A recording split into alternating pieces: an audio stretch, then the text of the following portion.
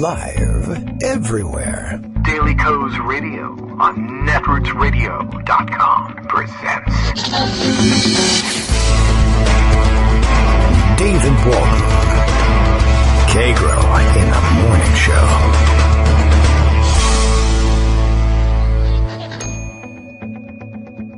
Now, here's David Waldman.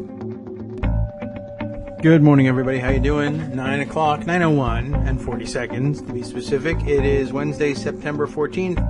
Time for yet another show. Time marches on. There doesn't appear to be anything we can do about it, so we might as well accept it and move forward with it. What's happening this morning? I don't know. I'm sure some deplorable stuff. We'll round up all of that. I note lots of discussion today. Today is the day that Donald Trump, tapes an interview with Dr. Oz, and the news is already out that, guess what, the conversation won't actually be about any physical that he took or Dr. Oz's review of his physical condition or state of his health. It may turn into a conversation about well-being, staying active, and positive thinking in general, so that it will be on the topic of health. I mean, after all, Dr. Oz, I believe, remains a doctor at this point, despite the entreaties of the rest of the faculty at, Columbia University? I forget. Anyway, he's going ahead with the interview, but there won't be any spontaneous physical examination. I think it was clear what was going on in the last 2 days or so when Dr. Oz kept putting out statements. We'll be asking him all kinds of questions about all sorts of things. We're going to give him an examination, and sight unseen, I will review, or sight unseen at least to Trump, I will review the results of his latest physical examination. And then it became, I'm not going to ask him any questions he doesn't want to answer. And now it might not even really be about his health at all, which of course means he's dying of 18 different diseases, no less. And we'll hear nothing about it, I'm sure. I'm dying, of course. The pneumonia is catching up with me. I anticipate illness at some point. Took the kids to their scout meeting yesterday and was sitting outside of the meeting room just getting some work done, waiting for the kids to be done. And as was someone else's, one of the scouts' sisters, younger sister, sitting out there on the bench and just, a hacking call. Well, not the, how would you describe it? It was that honking but dry cough that I tend to think of as associated maybe with strep throat. I don't know. Maybe I've got it wrong. Anyway, I'll be dying of that shortly, I'm sure. You really can't take I know you can't leave the kids at home, but you take the girl to a Boy Scout meeting, where there's 50, 60 kids packed in a room. And granted, she's outside the room, but just barely. And all the kids, we enter and exit through that space. There's 2 benches on either side of the hallway, and everybody walks that gauntlet, and she's just on everybody as we go through. But hey, mostly she was coughing on her phone, so I guess we were offered some protection. Unless, of course, the wind from the cough picks up whatever else is also on the phone surface at that point and propels that forward. Anyway, we're all going to die. Is basically what's happening here. And I'm just sorry to see it happen. Okay, let's see. Moving along with other subjects happening this morning. Let's see. Lots of Trump discussion. I see, interestingly enough, discussion between Armando and, let's see, who is involved in this exchange. But he was talking with Mark Sumner. And speaking of, let's see, let me just bring this thing up here. Actually, we should have Armando come on and discuss the thing. Was it with Dee Oliver? She's also in on the conversation there, and talking about Trump. And I guess the big discussion today is the release of. It's not even really that big. I mean, in days gone by, this would have been huge news. Newsweek is out with a giant cover story on basically what a gigantic business fraud Donald Trump is. And that comes as no surprise to most of us. But I guess part of the conversation was that some of it, at least, the idea that Trump hasn't actually been an active real estate developer, primarily anyway, for many, many years, and that most of his money comes from licensing deals, was a surprise to Mark, which is a surprise to everyone else as well.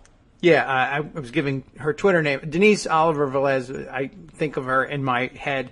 I realize I just said D. Oliver. It's DE Oliver 47 is her Twitter handle. In case you didn't know, she needs, I think, deserves about 25,000 more followers than she's got, in my opinion. But so do most of you. You're all wonderful. It's true too. We should boost each other's Twitter. I don't know. Maybe it doesn't matter. Anyway, Denise and Armando and Mark were having this discussion this morning, and it had come as a surprise, which I think Armando correctly identifies as a media failure. The media will, of course, immediately reject that as their fault because 2 or 3 of them have already written about it, and so they'll say, what else do you want to know? And the truth is, we find these things out by reading mainstream media reports. That's true. But I don't know. It certainly doesn't get as much coverage as, say, Hillary's pneumonia or, God, I hate her because she just totally something. Although, honestly, she doesn't treat the press very well, but there are good reasons for it in many cases. But I guess you're not supposed to be able to do that or something. Okay. So there's lots of that. And there's also at least 2 explainers on Pepe the Frog that are out there today. One from the Hillary Clinton camp itself, I guess trying to bring people up to speed on what the hell is this frog and why do I keep seeing him. And one from Adam Serwer, I believe, in The Atlantic, in which he talks to the creator, if there is one, of either the cartoon and or the meme that goes along with it, and how deplorable it is. And meanwhile, over in the basket of deplorables, this continues to roll on. They continue to insist that they are somehow not deplorable. I am seeing a undercurrent of writing with which I think I generally agree, saying, don't worry about, certainly don't put any time into trying to separate out who belongs in the basket of deplorables among Trump supporters and which Trump supporters don't. Point being, they all do, and I know we all want to say that, but occasionally we are overcome with some sort of liberal guilt and say, well, I'm sure there's some people who are just think it would be great to have a businessman in charge. Well, at this point, if you don't know what kind of dregs of society he's buoying at this point and bringing up with him and boosting and allowing to take control of his campaign, then you're not watching and or are willfully ignorant. And ultimately, it doesn't matter. If you can support that guy for president, knowing what we know about how many of his followers belong in the first instance, immediately sorted into the basket of deplorables, you're deplorable. You can't support him knowing what we know about the other people who support him. And that example keeps getting illustrated over and over again as Mike Pence yesterday got all those headlines that Greg told us about by refusing to distance himself and the campaign from David Duke. The idea that you don't know whether or not he's deplorable or I'm not in the name-calling business. I mean, I can apply that dodge to anything. And I did this morning as really anything. Far afield. Oliver Willis retweeting a story of some crazy story from out of Ohio where a guy, a random guy, the mayor of the town was, I don't know what stage we're in, arrested, convicted, a child molestation case in which, just unbelievable set of facts, and Oliver saying, look at this guy. This is crazy. What a jerk. What a disgusting person. And it occurs to me, I don't know. There's economic anxiety could be at work here. Besides which, we don't know whether he really did it. It could have been a body double. And really, I'm not in the name-calling business. So why don't we just let everybody go here? I mean, at what point, for the party of personal responsibility to say, well, geez, I'm not in the business of name calling. That's that's the staple. That's the mainstay of your business. There's nothing to conservatism in the modern era but name calling, and it's just that the rhetoric's been ratcheted up. That's all. The only difference I can see. Anyway, I'll leave the diagnoses to our pulmonary expert, Dr. Dworkin. Good morning, Greg. Hi. Maybe I should go on Dr. Oz. We can discuss. There needs to be a doctor on the show. Pills that you can buy online that he sells, and other products that don't work, and 50% of the stuff he says is crap, according to congressional hearings. And it turns out that the Trump appearance today is also going to be crap because it's nothing. Yeah. Let's talk about how I feel, as if that substitutes for actual facts. Not even that. It's really more like, well, you know what? I think well-being is important. Hey, really? Yeah. Do you think Exercise, diet, fast food, and running for president's all been great for me. Well, that's all largely also true. Artificial tans, and let's see what else. Fake hair. Is that stuff good for you? Yeah. I mean, the fact is, he's Cthulhu, and the hair is hiding the tentacles. I saw that online, so it must be true. The hair doesn't really hide tentacles all that well. It looks like tentacles. When you get there are some photos of him, the way he slicks his hair. I don't know what he puts in it, but man, I mean, there's product and all, but I never saw anything, did anything quite like that was in use by anybody over, I don't know, 22 perhaps. Weird. Okay. Well, he's a model. What can you do? Right. As only for RM tweets a pattern issue pops up, Trump promises disclosure, press gives transparency credit, disclosure never comes. Right. Example, Melania's immigration presser. Yes, this is a huge part of a pattern, and a pattern of selling an upcoming appearance as something breakthrough. Well, it's not his medical record, so he'll be on Dr. Oz. Great, who cares? It's a daytime show. As Liam Donovan, a conservative commentator, notes, Trump laying off the bait on AHRC health now seems less about any sudden discipline and more about his own liabilities. So, I think all those speculations online about him winding up in a mental hospital in 1990, I'm not saying that it's true. I don't have any evidence for it, but prove it's not. Let's see your records. That's right, and I don't know that I don't know that anything is true at this point. Now that we're into body double territory, who can even say for sure whether that's Donald Trump? Do I see a DNA test? I don't know. Well, in the meantime, I think one of the more interesting things, you're right that the Newsweek is a blockbuster, but not a blockbuster in the way you'd want it to be. I mean, it used to be these things matter. It used to be that, you were cheerleading for Putin matters.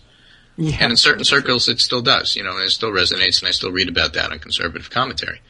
But it's that the Eichenwald piece that's in Newsweek about the vast enterprise that involves a lot of foreign money, which would then put Trump at risk in the White House for influence from foreign money and all his creditors that happen to be from foreign sources, is something of a big deal, as is the continuing David Fahrenthold information about the Trump Foundation and its shady dealings, plus the Attorney General of New York now going after the Bondi payment from the foundation, and maybe even the fact that Trump bought himself a 6-foot portrait, as Obama pointed out, from money which doesn't sound particularly legal. And New York State has a fiduciary obligation to check out foundations, and so that's why the Attorney General is involved.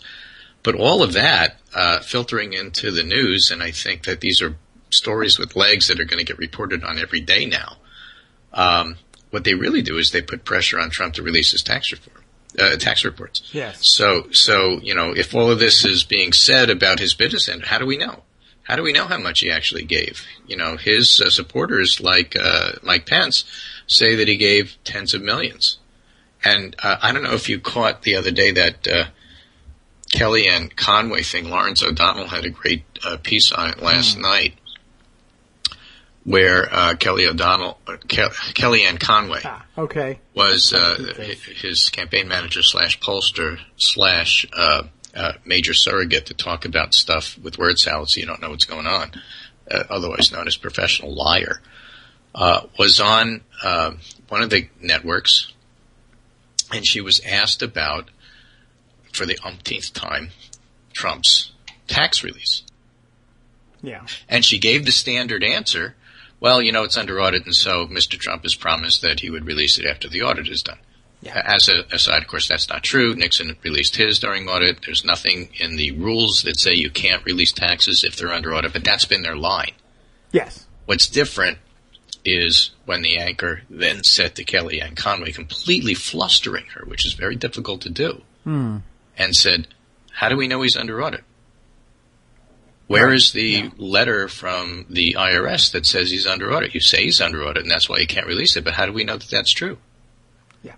And Kellyanne Conway was dumbfounded, didn't know what to say, sputtered a little bit and say, are you calling my candidate a liar? Which is a horrible response. Because the answer is yes. Yeah. And you, and you course, too, for lying about it. Yeah, I mean, I'm calling him a liar. If I wasn't on television, maybe because that is an incredible clip, and it's been circulating, and it's just like, that's the heart of the issue here. Trump lies about everything. Everything. I'm not doing it because of this reason. We were even lying about this reason. Yeah. That's right. So, the tax stuff is not going away. Lots of polls show 60-70% of the public think it's needed. It's going to become an issue even more as we get closer and closer to the debates. You bet it's going to come up in the debates, because if the moderator doesn't bring it up, Clinton will bring it up. And, it's the whole difference between he gave a speech yesterday about a plan for paid leave for moms, which is not the same thing as paid family leave, because if you don't do paid leaves for dads, it's generally resented and it doesn't work as well. Doesn't really matter. He doesn't really care about the plan. He just did it so that he could sound good to Republican women who might be wavering. And as it turns out, he flat out lied in the middle of his talk and said, here's my great, wonderful plan that my daughter invented for me, and Clinton doesn't have one. Of course, Clinton has had one out for more than a year. Yeah. Which actually gets into paid leave for families, not just paid leave for moms. But it's a flat out lie, just like everything else that he lies about. Yeah. Well, the idea that he's under audit, how do we know? We don't know. We don't even know if that's him. We have his word for it. Anything that you have his word for, you can assume is wrong. Yeah. There was something else Kellyanne Conway just recently answered. It was the Iraq War question. How do we know that he says he would have voted against it if he had been in the Senate? How do we know that that's the case? And he says, and her answer was, because he says so. Which, I guess, if that's the question, how do we know he would have if he had been in the Senate? There's really no other answer besides because he says so. But the difficulty, of course, is that, he did say things about the war contemporaneously, and they were the opposite of that. So I guess that's a problem. But yeah, she's outrageous. She's completely horrible. And I saw somebody. It just wears off a while. You first see her and say, gee, you at least have somebody with a little bit of discipline on the team who can make a good case on TV. But after you see her on TV all the time, leaving her no room to actually run a campaign, then it wears, and then you say, okay, well, this isn't making any sense. Well, she's not really there to run the campaign. They gave her that title because that's what she wanted to have. And she was a name, and they signed her on, and they needed her to run interference on television. They needed somebody who wasn't going to sit there and say, says who. Well, yeah, they needed two things. They needed a good surrogate on TV, and she is that for him. And they needed some advice about how to speak to women, because he has no clue. And she's good at that, too. She's a Frank Lutz type, give me the right words to make things sound better. That's her specialty. That's what she does. Yeah. And so for that reason, I think it was a good hire for them.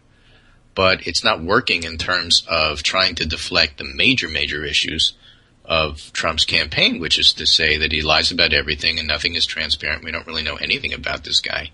And, as we get closer to the election, it matters more and more and more. And now you have the pile-on of the Fahrenholtz stuff and the Eichenwald stuff, all good reporting, finally.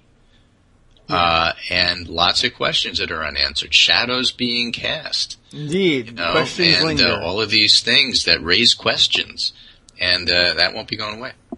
Here's another one that raises questions. Katie Tur, who I think has been doing a great job and has grown into a tremendous reporter here. And I'm curious exactly what motivated this tweet because it seems like maybe it was off the cuff and she was just like, "Ooh, here's some breaking news," and tossed it out there. She tweets out, "The Trump Foundation was reimbursed by the Bondi Super PAC. Here is the check." And attached is a picture, which, if you enlarge, is a check for $25,000 paid to the order of the Donald J. Trump Foundation, Incorporated, from Donald J. Trump and signed by Donald J. Trump, but noted on the memo line, "Reimbursement to correct error." The check is dated March 23rd of this year, and people are pointing out to Katie and retweeting her tweet. This is a check from Donald Trump to himself.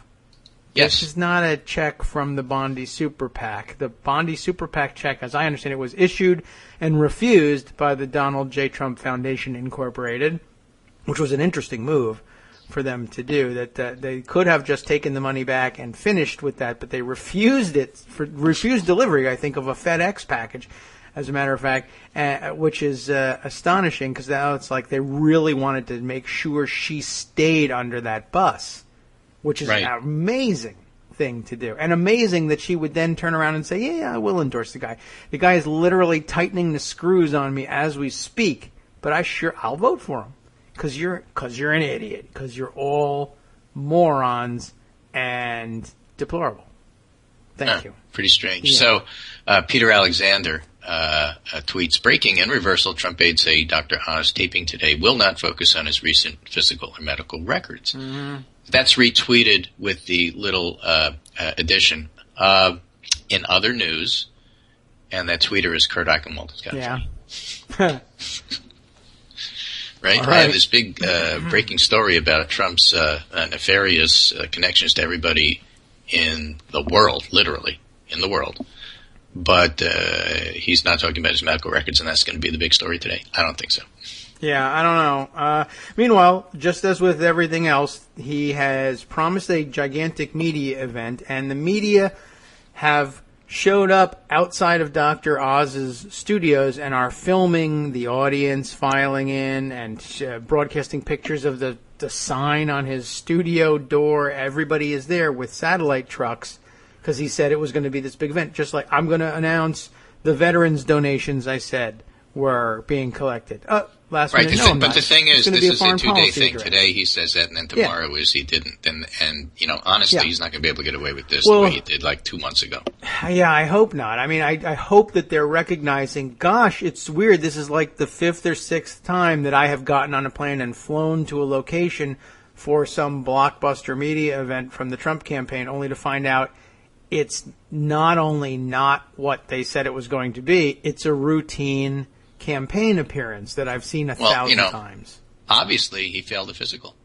If he had, but if he had one, because nobody would identify. That's the other thing that they asked Kellyanne Conway. So who's the doctor who's doing this? Yeah, right. The doofus gastroenterologist, I think, or somebody else. And she said, "I don't know. I wasn't there." Yeah, you bet. Like I want you in the room when I'm getting my physical done. I do. I pay. He's an older gentleman. And yeah, but you don't understand. I'm his minder. I go everywhere with him. Yeah, well, you don't. I'm sure you won't mind this. Watch what happens when a 70-year-old guy gets his annual physical. It's no fun. Yeah. For anyone. So the whole thing is pretty bizarre, but we'll see how that plays out. Meanwhile, there's a new Ohio poll out today that's getting some attention. Yeah, it's a good one for Trump because it shows him up +5. But what does it really mean? Well, I got a good piece here from Kyle Kondek, who were at Sabatos Crystal Ball, UVA Center for Politics, and he's an expert on Ohio. He wrote The Bellwether, Why Ohio Picks the President. And so he delves into that poll a little bit with a brief tweet storm, which I'll now read to you. Okay. Because I love tweet storms, I storified it. You love Guys, I'm going to go on a tweet storm about party ID and polls, and I'm going to try not to be an unskewer. But what applies here applies everywhere, so it's important when looking at the polls this year. Obviously, this Bloomberg poll of Ohio showing Trump up 5 is noteworthy. We have 3 recent polls of Ohio: CBS YouGov HRC +7, Quinnipiac Trump +1, and Bloomberg Trump +5. Now, you say, how could 3 pollsters find such dissimilar results in the same state in roughly the same time period? And the answer is party ID and sample. The leaned party ID of YouGov is D+8, Q poll was R+1, and Bloomberg has an R+7. So there's a 15-point difference between YouGov and Bloomberg. Yes. The 15-point difference in party ID explains the vast difference in margin from HRC +7 to Donald Trump +5. And the Q poll is in between with the result. So the obvious question is who's right? Well, between Bloomberg R+7, Q poll R+1, and CBS D+8, only one can really be right. Yeah. Right now, the nation's electorate in HuffPost pollster is D+6. Pew's lean national party ID is D+4. They released that yesterday. Pew also had a D+4 for 2012, and 2012 exits had Ohio as D+7 and nationally D+6. Now, as Ann Seltzer notes for Bloomberg, Ohio did have an R+5 electorate and exits in 2004. Party ID was even nationally that year. But I do kind of question that exit poll. Kerry actually did a bit better in Ohio than nationally in 2004. So could he really have done better in Ohio, a tiny bit, in an electorate that was 5 points more Republican than the nation? But I digress on 2004. Point is, 2004, Republicans were much likelier to identify as such. Now, Democrats are likelier to have the party ID edge. And I guess what I'm saying is I'd be surprised if ours had a party ID edge on the Ohio exit poll this time. But I think what a poll like this shows, and others have shown, Marquette in Wisconsin recently, is that Democratic enthusiasm may stink right now, which may be having some negative Dem effect on response rate to polls. And then he gives a research paper as to why that might happen. And the question then becomes, does this Dem enthusiasm continue onto Election Day? If so, that's bad for Clinton. And Tweetstorm concluded, I'm not told I should, I reply to my own tweets for these. Sorry, he was listing them one by one, so I storified it for him, making it easier to read the whole thing. And the point is well taken. Nobody really knows who's going to show up this year. That's why this whole likely voter thing is such a difficult thing, as we've talked about on the show.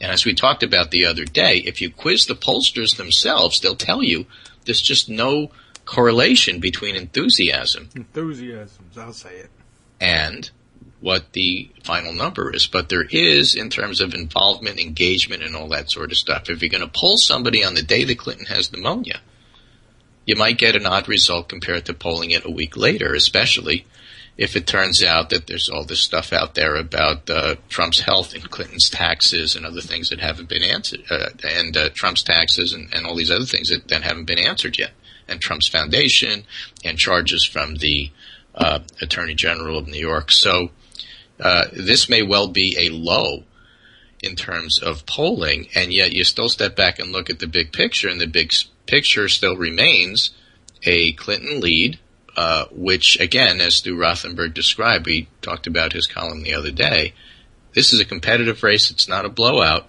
but it doesn't mean that the lead is gone. And we're only, less than 2 months away from the actual election. So the idea that people who are set in their ways, I think even the Ohio poll didn't show a lot of movement there, or maybe it was a poll from Maine, or maybe it was a poll from New Hampshire, but there aren't as many undecideds in the swing states as there are around the country. And so a lot of different things are in play here. There's the Jill Stein, Gary Johnson voters, and will they stay third party as this comes closer to the election? Is it the fact that Republicans traditionally get enthusiastic about the election way more than Democrats do up until the time it's actually time to vote? There's the fact that an unenthusiastic vote counts as much as an enthusiastic vote. And all of that is in play, and that's why basically you just have to look at the average and never take a single poll at face value.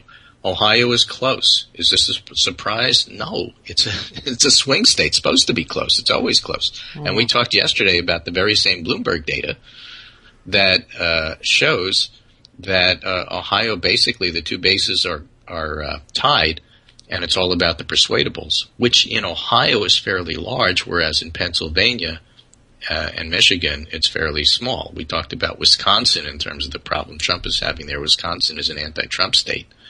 Wisconsin is a state that is really Ted Cruz territory. And all of the talk show conservative radio hosts really don't like Trump, Charlie Sykes and stuff, in that particular state. So you go back and you say, okay, well, what is Trump's path to winning? It goes through Pennsylvania. He can win Ohio, lose Pennsylvania, lose the election. Florida is still too close to call. It's also a swing state. It's always too close to call. It's always a 2-point race.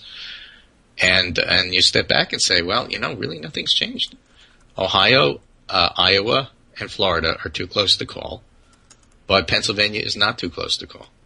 And you're not going to win if you're a Republican. In this particular setting, you still have to go back and say, what Romney state that Romney lost is Trump going to flip? Right now, maybe Ohio, maybe Iowa. It's not enough. Well, I was going to say good luck to him, just as a matter of course of closing out the segment, but no, bad luck to him. Yeah, bad luck to him.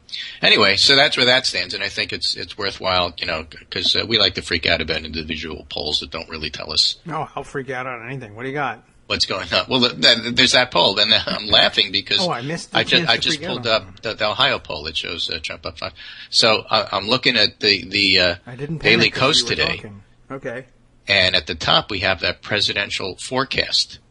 Yeah, all right. Right, that's by Drew Linzer. Oh my God, am I going to panic? All right. Well, it just went from 72 to 77% chance of winning for Clinton. Oh, that's good news. What am I supposed to do So, with that? I mean, is that really changed? If you actually look at it, if you go to the top and you look at that, it's not that different. It's a fairly stable race. Yeah. Right. Well, that seems to be the case. It's almost all of them are they're pretty straight, these lines. Yeah, that's what I'm saying. So, you get an individual poll, it goes up, it goes down. Right now, Daily Kos, which is fairly pessimistic compared to some of the others.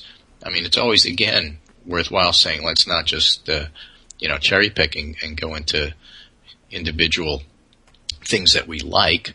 If you ask the who will win question, let me just give you a range here. And that's my best source for that is the Upshot New York Times, and I will give you the URL for that so you could read along at home right here on the radio, especially if you look at Scott Anderson's summary later. So the New York Times is a 79% chance of Clinton winning. 538, the most pessimistic, is 68, which is still pretty solid. Daily Kos is 77, matches New York Times. Predict-wise, the markets say around 72. Sam Wang says 90. Larry Sabato says likely Dem, and Cook and Roth and Berg are leaning Dem.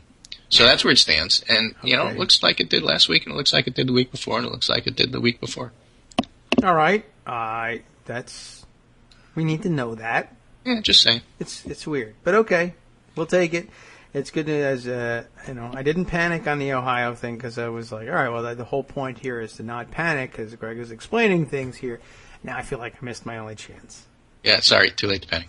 Well, I'll panic about the knockout game returning to the United States. Yeah, that's not good. I noticed that yesterday a protester outside of a Trump rally was a 68-year-old woman with an oxygen tank.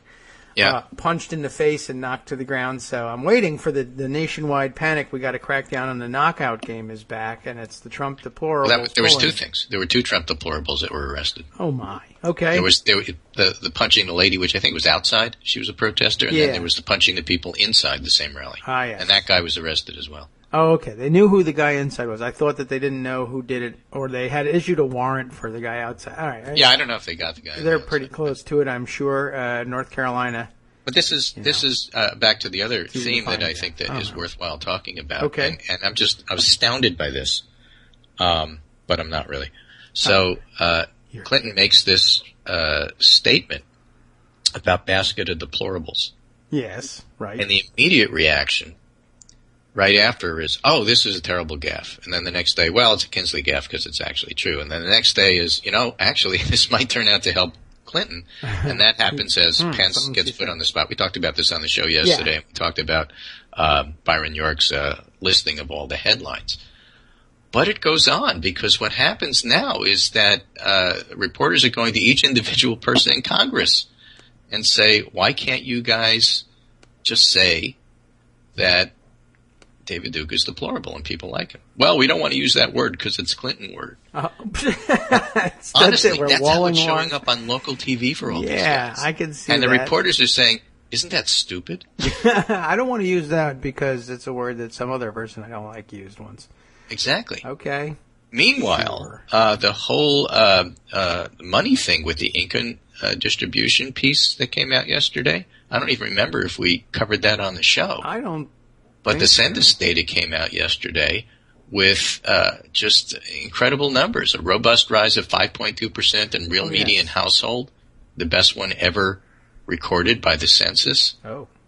10th percentile, 7.9% for the poor went up, median 5.2, 90th percent 2.9, 95th percent 3.7. Everybody grew. This was not one of those situations where only the top grew. So Justin Wolfers is analyzing this on Twitter. It's a huge number. Huge. And it's quite fascinating. Income inequality has fallen sharply over the last 2 years. The gender wage gap is narrowing. I mean, this is all good news. The number of people with full-time year-round work continues to increase and is at an all-time high. The poverty rate is down sharply from 14.8 to 13.5. It's rare to see a move this large, the largest drop since 1968. We lifted an astonishing 3.5 million people out of poverty. And the largest declines in the poverty rate are for African Americans, Hispanics, and kids. This is all pretty powerful stuff. Worth noting, last year's 5.2 rise in real median household income is the largest rise ever recorded. The income gains were broadly distributed, including every demographic, age, region, and gender, and were stronger for the poor than the rich. The income gains last year were the largest ever recorded for the 10th, 20th, 30th, 40th, 50th, 60th, 70th, and 80th percentiles. So the 90th did better in other years, but not this year. And a friend emails a simpler summary of what we just said. This is the best census report ever. Okay. Well, that's good to know. That's not bad, especially when you consider that, we're running for re-election, and this is all part of the big picture of what does this all mean. Yeah. What does it mean anyway? Well, okay. Well, Justin Warfel will summarize that up for you, too. As Nate Cohn says, Trump is behind 3 to 4 points at halftime. Peyton Manning would close the gap, and Ryan Leaf would not, and Trump is Ryan Leaf. Oh. Does that help you? Yes. A football analogy. That does help. Make it all simple. I'm just happy to be here. We're taking it one game at a time, and all credit to the Lord, I guess. Cthulhu. I'm just somebody. Flying spaghetti monster. That would be. I'm waiting for my first football player. Now you have the model people as we get closer to the election arguing about how to look at this, which is kind of fun. All right. Stu Rothenberg says it's competitive, but not really close because Clinton has the lead. Nate Silver says Trump has a 1 in 3 chance of winning. It's highly competitive. Yes. Is 1 in 3 highly competitive? Well, the number is very competitive. He's trying very hard, competing to get the number to be a different one. He's a very competitive guy. Justin Wolfer says provocative, but wrong. Are you wrong. calling me a liar? The problem with poll-based models is they omit the candidate quality. That's why he made his comment about the Ryan Leaf versus Peyton Manning. The other thing that the polls cannot measure is ground game. Trump doesn't have one. That's true, and I mean, like, really, really doesn't have one. It's exactly, and Clinton really, really has one. Yeah. So I see the numbers. I get what the picture is here. I was a lot more worried about 2012 than I am this. Okay, well, that one was closer. I think that one was closer than this one is. Things can change, we understand all of that. But, other things are happening. And I think part of the things that are happening is that Trump is now starting to get exposed. These surrogates are coming out for Clinton. I think the millennials will break the way that they need to break. I think they'll be late about it. Hey, listen, I have 2 millennial children. I love them both. They're fantastic people. Unless they're body doubles. They make things late. Yeah. Okay. Well, my kids are constantly late getting to the bus. Just saying, they'll get there, but their enthusiasm in terms of voting just doesn't matter so much as whether they inevitably vote. Yeah. Well, they've got until November 8th. Mm-hmm. Right? So, okay. I think they'll get around to it. Anyway, that's my segment for today. Today, not hopefully, more? is the Joe McCarter day, so she gets us up at the show a little bit with her insight. But with all of that, the news is pretty interesting. And right now, this was not really a good day for Trump so far, and it's only 9:41. Oh, well, okay. And I guess when does he go to Dr. Oz? Like 10, right? Well, my response should be the response from the country. Who cares? It doesn't matter. So that's largely true. But in case you're waiting on the edge of your seat, I guess they tape at 10. I don't even know when they air. Who knows when they air the Dr. Oz show? If you know, great, good for you. Get a hobby, but whatever. Okay. Yeah, I'm interested in the news later today, which says Trump didn't tell us anything. Yes. Well, that news is breaking now, so that he plans not to. There you have it. Today is Wednesday, and September 14th, for those who are listening by download podcast, or maybe you binge podcast all of these to get a sense of what's going on from the very beginning. Who knows? But just in case you are listening, that's the date, and this is Greg Dworkin speaking with my friend David Waldman. Kagro in the Morning.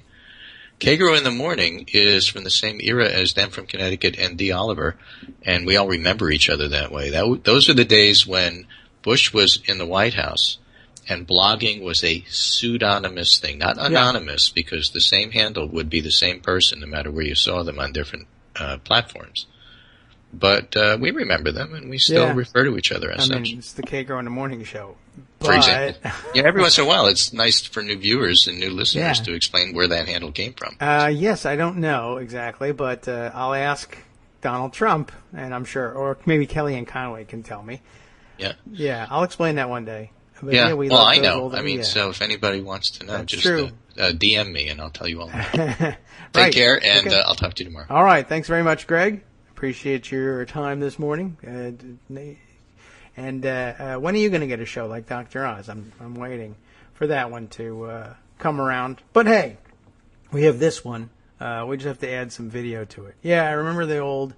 I guess I still think of things in those terms. Just like I said, it's still the Kagro in the Morning show, despite the fact that I haven't really used the old Kagro handle in some time. I'll use it on Twitter because that's the way. I don't know. It's shorter than my real name, and I think my real name was probably already being used by somebody. I don't know.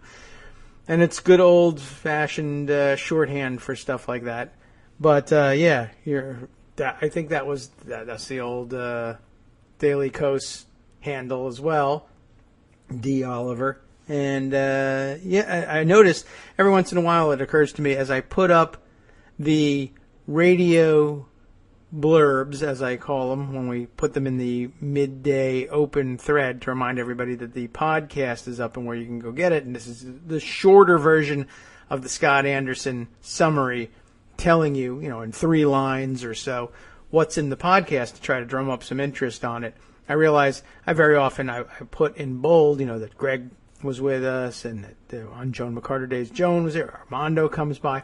And I realize because I'm writing it myself and I don't write things in third person, I don't put my own name in there. And I don't identify myself for most of the podcast every single day. Greg identifies me daily. And sometimes I wonder, one, even if you're able to figure out that, okay, it's David Waldman behind the microphone for the Kagro in the Morning show, there's no explanation of where the Kagro thing comes from. And in each day's open thread summary, I neglect to name myself as part of the show. And because I'm such a great self-promoter, thankfully, this is one of the best reasons to have, the best reason to have Scott Anderson doing these summaries is, of course, then I don't have to. And I can, A, get some time out of the chair, and B, there's some distance between the show and the summary of it. You really need somebody else's help summarizing what you talked about spontaneously for 2 hours. You can't listen to yourself. If you think it's hard listening to your own voice recorded, try doing it for 2 hours about stuff you just said. It's about the most boring thing you can do. So you need somebody else's ears to do it. But the side benefit is he puts my name in the summary and it doesn't look ridiculous, because seeing a post by David Waldman speaking about himself in the third person about how he was on a radio show today and said the following things. I don't think anything could look weirder. So that's the reason we don't do it. Anyway, here's a story that I saw go by while I was talking to Greg and opened it up to see what it was about and found a media criticism story waiting to be exploited. The headline in The Hill, guess what? Media criticism is coming here. Headline in The Hill that was being tweeted out with a nice big colorful Obamacare photo. I don't know what this thing is, but anyway, it's very nice display. The headline, though, capitalizing on the fabulous picture. Dems fear they made a mistake passing Obamacare provision. And, of course, the feeling evoked by the headline is, aha, Democrats heading into the election, probably some of those hand-wringing Democrats in purple or reddish states, now worried, oh my God, Obamacare is going to be this big election liability for me, just like the Republicans have said for, however many years it's been. And then you open it up and take a look, and I tweeted out for everyone to see here's the headline. Dems fear they made a mistake passing Obamacare provision. And here is a screenshot of the second sentence in the piece. In hindsight, some Democrats say they should have fought harder against the Republican provision, which limits funding for insurers under a program called risk corridors. Now, we could talk all day about the policy aspect of the risk corridors. And when Joan McCarter is here, there are a few people who understand the mechanics and politics of them better. So we could spend some time on that. But don't you think that's a weird thing? Democrats fear they've made a mistake passing an Obamacare provision. P.S. It was a Republican provision that they insisted, Republicans did, that they insisted ought to be in there so that we could win over the votes of reasonable Republicans. And, of course, we got none of those. And the big mistake is, I guess, this provision sucks and it should never have been put in the first place, not just politically, but on policy grounds. That could have been the headline, of course. Democrats consider, I don't know, I mean, I guess you can't, it's hard to cram it into a headline, but key concession Dems made to lure reasonable Republicans in Obamacare turns out to be total crap. Well, you can't fit that in a headline. It makes things difficult. The substance of the article, I don't know. I haven't even gotten to it because I had to stop dead on the second sentence, as is often the case with articles in The Hill, to be honest. Anyway, Joan McCarter is here. Hey, good morning, Joan. Good morning, Kagro. I heard you say risk corridors, and I just had to jump in. See, I knew it. I told you. I thought she was going to go for this one. I had just, I don't know if you happened to see the tweet either from The Hill or my own response. Well, I went to look for it when I heard you talking about it. Does it mention in the article? I'm just let's scrolling through now. You know whose idea this was. You know who fought so hard. Oh, there it is. Well, okay. Did they name an individual? Marco Rubio. Marco Rubio, that guy's famous. Yeah, it was all his idea to get rid of risk corridors. Wow. Remember, they were calling them the insurance company bailout fund. Ah, okay. Or a slush fund. Yes. And, there was an important reason to have risk corridors, and in fact, there were risk corridors set up in the Medicare Part B prescription drug bill under the Bush administration. The one that they held the vote open so long for in the House while they were down on the floor browbeating and perhaps even handing out checks to get passed. Oh, right. Yeah. Okay. What they do is it does create a fund. Insurers who make good profits would put some of the money into the fund for insurance companies that ended up, for whatever reason, having a more sick, more expensive population signing up for their plans. And it would help balance out the load of the individual mandate and of all of these new, often sick people coming into the market. So, not taxpayer dollars, not slush fund. And Marco Rubio killed it, and now Marco Rubio is responsible for some of the huge problems with insurance companies dropping out of the market and with high premium rates, premium increases, and all of these huge deductible plans that insurance companies are putting on offer, and employers are increasingly feeling like they have to use. Yeah. So, all right. Well, that explains some things. I also see the name of the extraordinarily foolish former representative Jack Kingston of Georgia, now a Trump surrogate. Comes up in here too. He was, I guess, one of the most annoying people in Congress, and the dumbest sounding, but I don't think actually the dumbest. But no, not when you have Louis Gohmert and Steve King. He wasn't even, by the end, he wasn't even the dumbest guy from Georgia, Kingston. No. So, no. He had been far surpassed by other people who are now former representatives of Georgia, which is interesting because, of course, Georgia used to be the home of the annoying Republican who sounded most like what stupid people thought smart people sounded like, Newt Gingrich. Mm-hmm. But he also a former representative these days, and a Trump surrogate at that. Not that we have anything against anybody from Georgia. No, we love them. Just the Republicans. Yes, well, they're the worst part. I mean, there are two baskets of people in Georgia, I would say. One's deplorable, and the other's adorable, and we like the second one. There you go. Yeah. Anyway, yeah. So, well, Georgia's got a number of problems, not the least of which they're very much liberalized gun policies, which are leading to an enormous number of accidental shootings, but not the most anymore. Tennessee, I believe, which also followed the Georgia model with the guns everywhere type legislation, jumped up. I saw.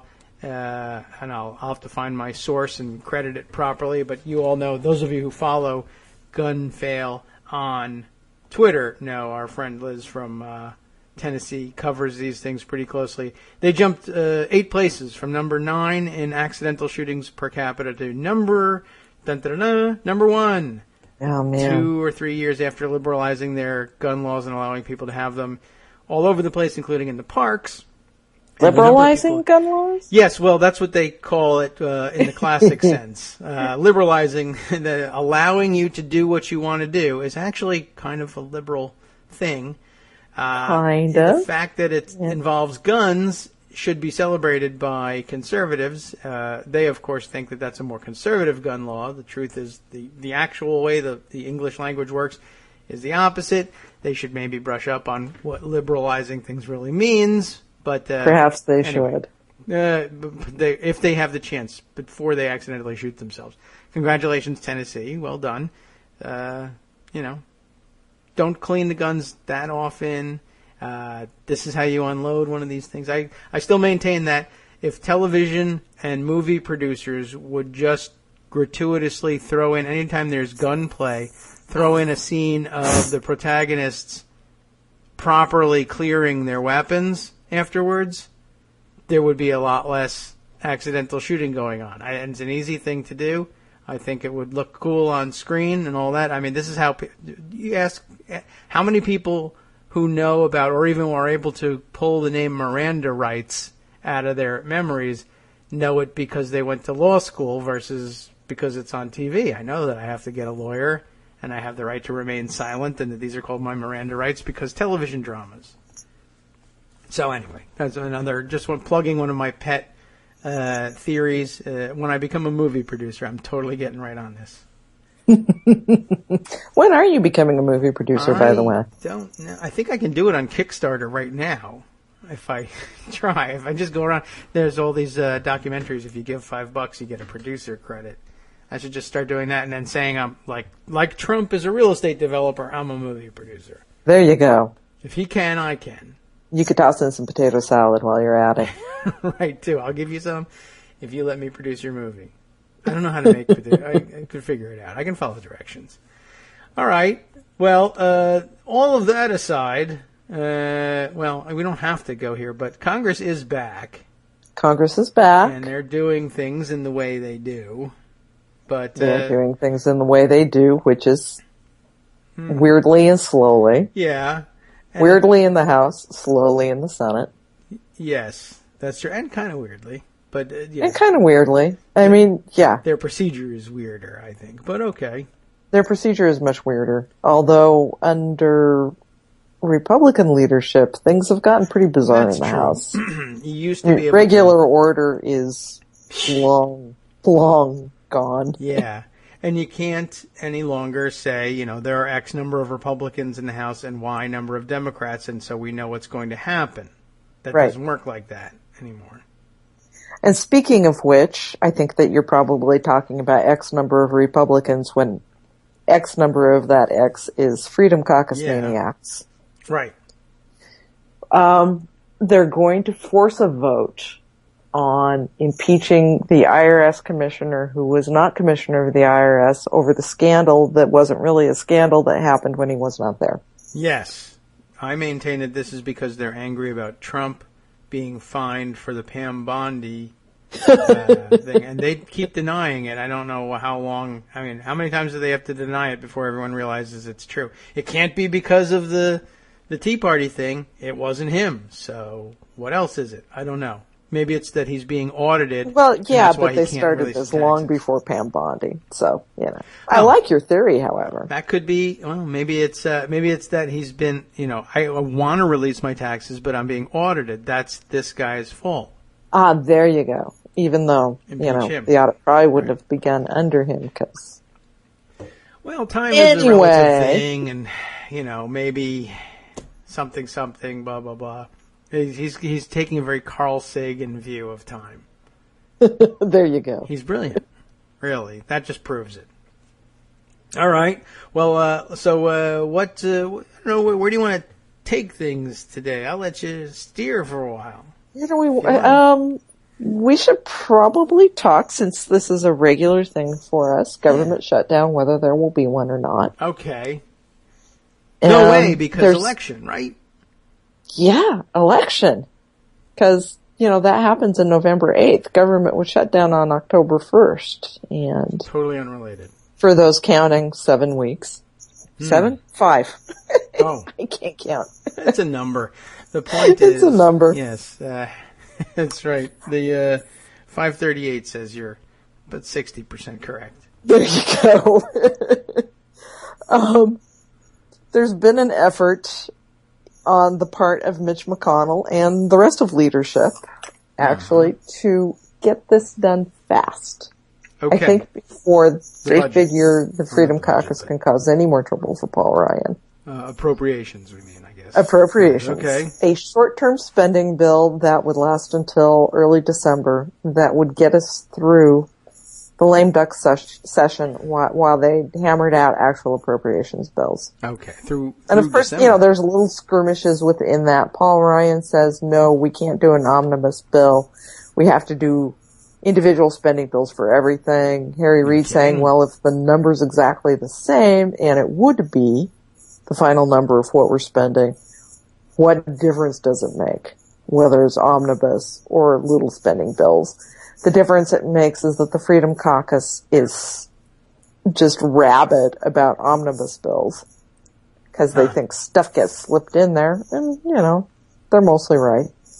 But yeah, he's going to have a harder time getting his crew to agree to an omnibus bill than he is little individual spending bills. So that's one of the skirmishes. The other, of course, is Zika funding. Okay. Where Republicans are still insisting on carving out money for contraception, money that could go to Planned Parenthood. Uh-huh. They don't mention Planned Parenthood in the actual legislation, which is their trick. They're saying, of course this isn't about Planned Parenthood. Planned Parenthood's not even in the bill, but it's written in such a way as to prevent the money from going there. I see. So they omit it by omission, basically. And now they're trying to argue that that Democrats saying, no, don't do that, just give us clean funding. Let the money go where the money needs to go. They are trying to carve out extra money for Planned Parenthood. This is the argument I saw this morning from Roy Blunt.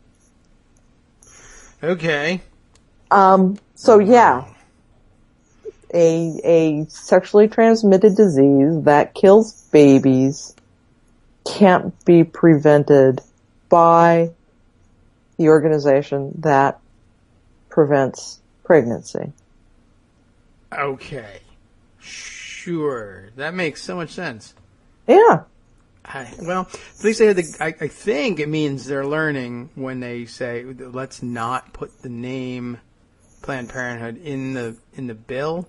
And that's the sort of thing they used to cheer for. And even though they knew it would cause problems, they figured people at home will love that we are calling them out by name. And so now they've retreated to the position of, well, let's not call them out by name, but try to get it done anyway, which of course means they have Potomac fever and need to be replaced. And they're rhinos.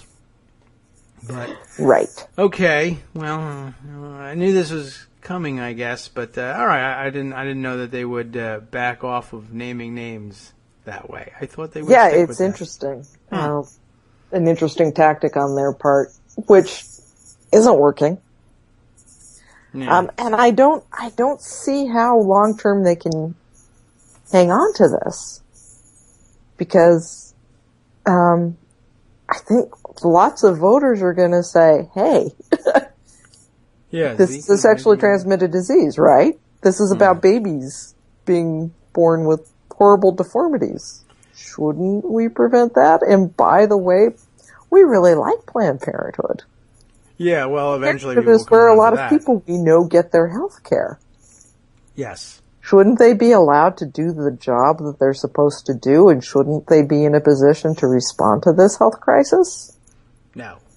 I mean, that's what they're saying, but So I have a hard time seeing this being a long-term position for Republicans to be able to continue to take, but at the same time, they want to motivate their base, which is maybe not so happy with Donald Trump. And they got to get these people out to vote for them, even if maybe they're not going to vote for Donald Trump. So, yes, they do have that problem. They shouldn't put him at the top of their ballot. That's probably a bad idea. yeah. Who thought of that? Ticket. Well, I'm not sure. They had a big meeting and worked it out. I think it was on television. Yeah. Yeah, a lot of it was on chaired TV. by I remember Paul that Ryan. now. Yeah. But really, it's not any of their fault. All right. Well, This is the fight of the week, apparently. There was going to be an effort, and in fact, McConnell filed cloture on a House appropriations bill that they thought was going to be the vehicle for this short-term funding bill, because he wanted to do it this week and then get the hell out of town. yeah, I'm sure they want out of there. I mean, the Freedom Caucus guys, I guess they don't care, but it used to be you could convince Republicans to do an omnibus because it was fast and you could leave. Right. And while it's forcing Paul Ryan's hand, it would be the easiest way for Paul Ryan to get this through the House, is if the Senate jammed him with it. If the Senate acted early, got out the door, left for home rather, and here was this big package sitting on Paul Ryan's desk, and he had to move it or face a government shutdown. Yes. The problem is that's not likely to work with the Freedom Caucus, Well, of course. because they're not afraid of government shutdowns, even in an election year. Right. In their minds, and probably with their constituencies. Yeah, they probably don't understand exactly what it Government means. shutdown. Taking it to the man. Taking it to that Obama. One last chance. I guess so. It is really amazing that they don't go for. I mean, a nice compromise, if you wanted to, would be to say, all right, well, we're going to do an omnibus, but everybody is going to get. we'll still save time over doing individual bills. We'll do an omnibus, but we're going to report it out, and there'll be a week before it gets to the floor. Right. Because the big problem, everybody complains Well, omnibus. that's the lame duck session problem. I'm talking about the this week problem. Okay. All right. Freedom Caucus just not being happy when they get this bill from the Senate that they either vote on or shut down government. Yes, well, they don't like the one option thing, I guess. And they don't like the one option thing. They don't like Mitch McConnell. Well, that's they don't true. like that he sat down with Ryan, Pelosi, Reid, and Obama Gross. to work this out, which is what, the Constitution says you should has do. to do. Yeah. Well, they love the Constitution. So they don't except trust for the part Obama, they don't trust Pelosi, they don't trust McConnell, they don't trust Harry Reid, and these are the people that are creating this thing that's going to land in the House that they are going to be forced to pass. If they rebel and don't pass it, then Paul Ryan has to work with Nancy Pelosi to get it done. Yeah. He's going to need those Democratic votes. Yeah. And that's going to make them even more enraged. Yeah. Because here he is working with Nancy Pelosi, who's even more evil than everybody else combined, depending on who you talk to. And one more reason to hate Paul Ryan. Sure, and they always love to have that. But it is amazing how quickly it moves to that from, well, you could have done it yourselves. Uh-huh. Oh, right. Well, no, we couldn't because something rhino, I guess. I don't know. It's just hard being in Congress, and sometimes it means voting for things that are imperfect, that you don't like all that much because it's the best alternative that you have at the moment. And they hate that. And refuse to acknowledge that that's the case. And also, I guess it's good politics for them to say, I refuse to vote for an omnibus because reasons, and I refuse to vote for individual bills because reasons, and I refuse to, vote for any of these things because somebody is just trying to make me do it, and I don't go in for that. I don't know. And like I was saying before, I love the Constitution except for the part that says that all of these constitutional officers have to come together to create the budget. If it was just up to me, then it would be okay. But instead, other people have roles in it, and I reject that because I'm a bootstrapping individualist, I guess. I'll write the budget. Thank you very much. Probably couldn't even get a unanimous agreement out of the Freedom Caucus on that, if any one of them wrote it. I would doubt it. But okay, well I guess that's what they're going with. Fine. What are the odds, I guess, of the shutdown? It sounds like they've got a pretty good handle on, the leadership does, on okay, this is what we need to do, and we're against it. But it depends in large part on the Zika fight. As far as I can tell, Democrats are united in not breaking on this one. Planned Parenthood is pretty much the last straw for them, and they're going to hold on to it. Okay. So it's got to be Republicans who break, and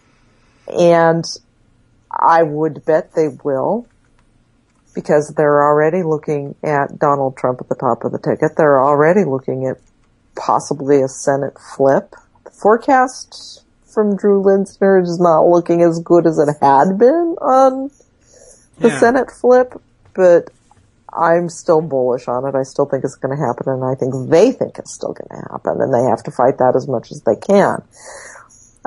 One of the people in the middle of the fight, of course, is Roy Blunt, who is facing a much, much tougher challenge than anybody saw coming from Democrat Jason Kander, one of our candidates, one of the Daily Kos endorsees.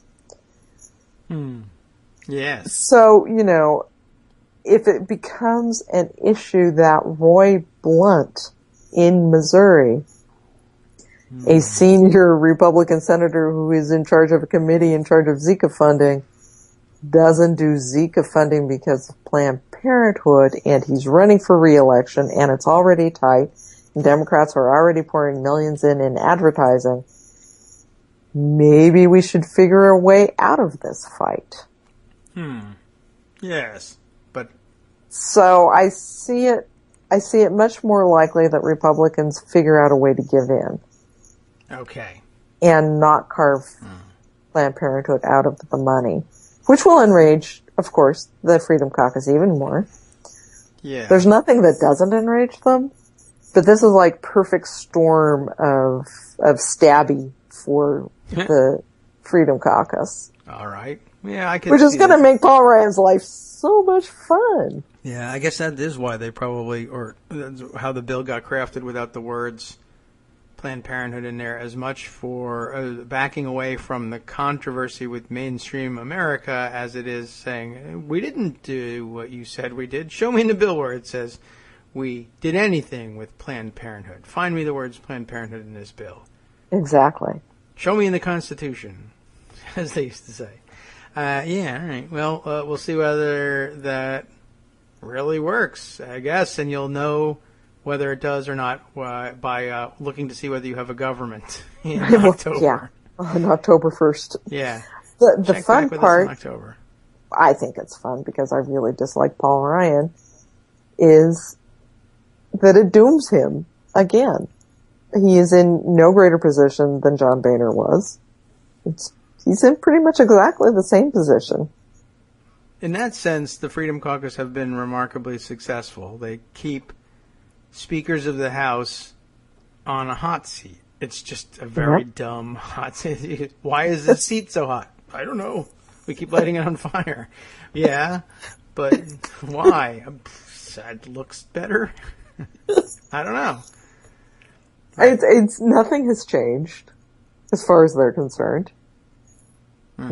Here's Paul Ryan still being, which we knew would happen when Boehner stepped down and Ryan reluctantly stepped up, and Paul Ryan probably knew it would happen. But I think what I like in it is that it is most likely ruining Paul Ryan's future political career. He's going to be mired down with these people. They're going to make his life miserable, as they should. Nobody deserves it more.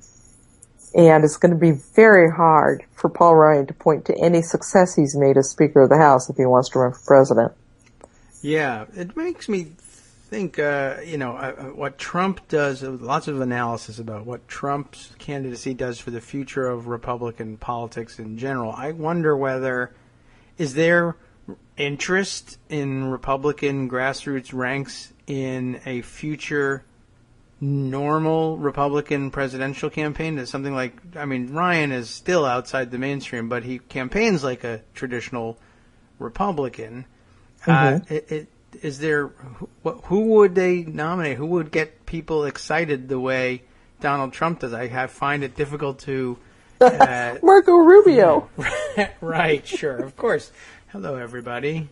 I'm here to... That's the most boring guy they've got, among the most boring. But all of them are boring compared to Trump. I give Trump credit for that. He is a magnet for attention and makes people think, something's really happening here, even though policy-wise it's exactly the opposite. Right. I just don't know what kind of a letdown the 2020 campaign season, the primary campaign season for Republicans, unless Donald Trump just runs until he dies, like, I guess, Lyndon LaRouche. I can't imagine what would get people excited. Who do they have to turn to? I imagine David Duke runs for president. Ted Cruz, I guess. Except that he is just so fundamentally unlikable. He is. That's a huge problem for him.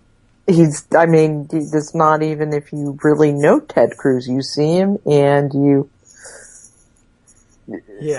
are repulsed. Yeah. So, it's just natural human reaction. Judge that book by its cover. Repulsed. Sorry. But, yeah. And of course, he's set himself up as such a foe of Trump's, which is an amazing thing given that the beginning of the campaign season was about how he was hugging Trump every chance he got, and he was the one that wouldn't set himself at odds with Trump because he hoped to inherit his supporters afterwards. And now he's the last holdout of sorts, and Trump people hate Cruz, It'd be really amazing to see although who knows? I mean, you can turn on a dime. Anybody can. Somebody gets nominated, people fall in line. And that's the way it is for even Democrats when too. it's Donald Trump. Yeah. Well, that's amazing, but true. All right. I grabbed the piece yesterday. I wondered. I haven't really read it through, and I'm not sure exactly how. I skimmed it exactly how momentous it is, but I took it for the headline from Roll Call just to bring it to your attention. Supreme Court allows Senate subpoena for sex trafficking probe. The headline subheaders would grab my attention. First time in more than 20 years, the Senate has enforced a subpoena in court. Just thought I would note that. I'm not even familiar with the actual inquiry that they're conducting.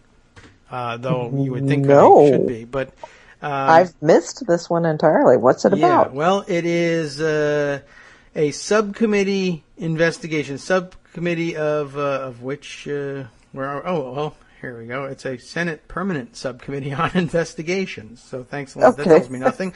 It is led by Rob Portman. Currently, the ranking Democrat is Claire McCaskill, and the story runs as follows. The Supreme Court sided with Congress on Tuesday in a fight over subpoena power, always of interest to me and to you when it comes to brass tacks on this stuff, ordering Backpage.com to turn over business records as part of a Senate investigation into sex trafficking.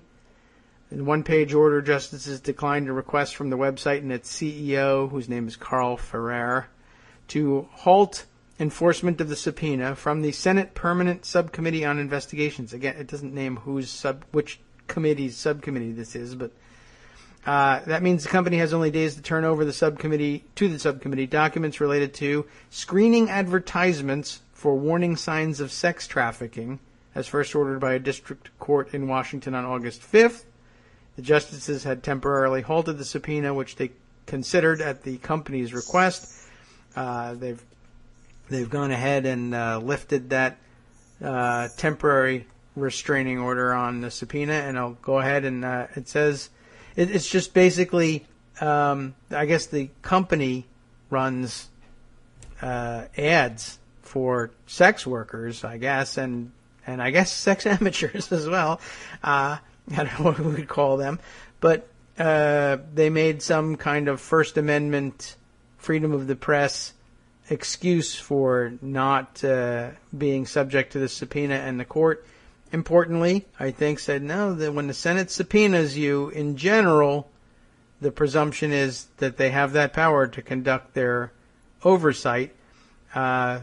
Interesting, just because it involves all the same mechanics, but because the target isn't another member of government or a member of another branch of government, most of the complicating factors are missing here, and at least we have this. In the days of sharp partisanship, we still have the Senate as an institution able to say, now when we subpoena you, we subpoena you. If the target is an outsider and not a member of one of our political parties, for instance, then we get a 96-0 vote on civil contempt resolution, as was the case when they took this thing up, and it is the first such action since the Whitewater controversy of the 1990s. Amazing. Oh, Lord. So, and yet goes unnoticed. I guess they do occasionally do their work, and we only see the results when they can't get their work done. And this is actually kind of good work. Yes, it is. If we really got to the bottom of a lot of, I believe we know there's a lot of sex trafficking going on. I guess it could become a partisan issue when they decide to look at, the weird sex cults that appear to be in Louisiana. It might be a partisan issue. Right. Yes. Right. Where are we going to turn to find politicians if we're eliminating everybody who's involved in sex trafficking? I mean, come on. Yeah. Page 6 is in the basket of deplorables. I don't know if they're with Trump, but yeah. Okay. Page 6 is deplorable. All right. Well, I'll go along with that.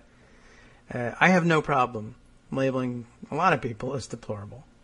Anyway, good news for the general state of the Senate subpoena power, which they haven't had to enforce for a long time. They usually glad to see they're enforcing it for something real this time instead of against Hillary Clinton. Right. I'm sure that there are some Republican partisans in the Senate now licking their chops and saying, we can use this as precedent to leverage. Well, maybe in the House they're thinking that. But I think that they probably are, at least some of them. I mean, the House has already promised basically to continue any kind of investigation, to start any new kind of investigation. Day one of President Clinton's term, there will be investigations. Well, that's what they mean when they say that she's running for a third Obama term. Right. And which one of them popped up and said, oh, sure, we'll impeach. So. Yeah, why not? They'll practice on the IRS commissioner. Right. So, while the Senate Republicans aren't going to be saying that yet, because they're the serious ones. Oh, yeah. They're thinking it. Mm-hmm. Very likely, anyway. Okay. Well, I just thought I'd throw that one in there, even though it's not up on the radar, but it's good to note, and it informs the rest of our coverage when we're going forward. And next time subpoenas come up, which would be about, December, if the election goes as expected. We'll know what the current state of the law is on that one. We'll have the background. Thank you. Okay. Thank you. You're welcome. Your job for today is done. Yay. All right, let's go. Let's all go home. Well, your job for the day isn't done. I know it that. Is not, and I'm going to have to get to it since I joined you a little bit early because I couldn't resist talking about Marco Rubio and risk corridors. I can't believe it's Marco Rubio at the heart of this thing. But, Well, and I'm going to be writing about it today. Thank you. Okay.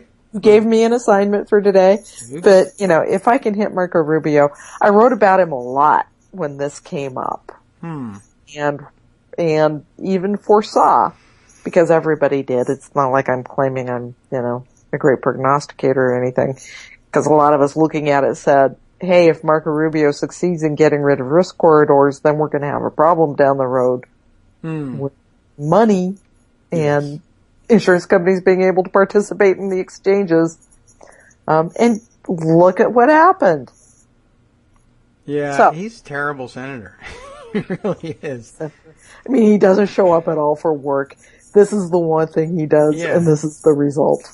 Right. Between that and which we rightly feel he's, very foolish for working on, and his immigration plan, which Republicans feel he's very foolish for working on, he doesn't have a lot of people who really think of him as an effective guy in the Senate. Except, for some reason, a lot of the establishment Republicans.